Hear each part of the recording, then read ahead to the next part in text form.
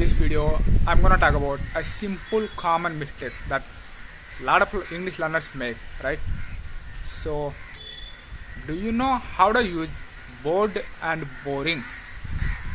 If you know, write down in the comment section, let me know. So, I'm gonna explain how to use bored and boring, right?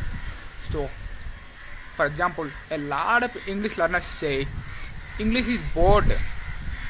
English is not alive, right? English is not alive thing. English is not bored. It's not alive, right?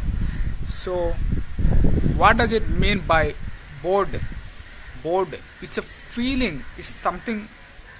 For example, we could say, "I am bored with English." That's right. That's correct. And what does it mean by boring? Boring. It describes something. Quality. It's an adjective, right? For example, we could say, English is boring subject. That's right. I hope you understand how to use bored and boring. By the way, if you are new here, don't forget to subscribe the channel and make sure you hit the bell icon. It will help you.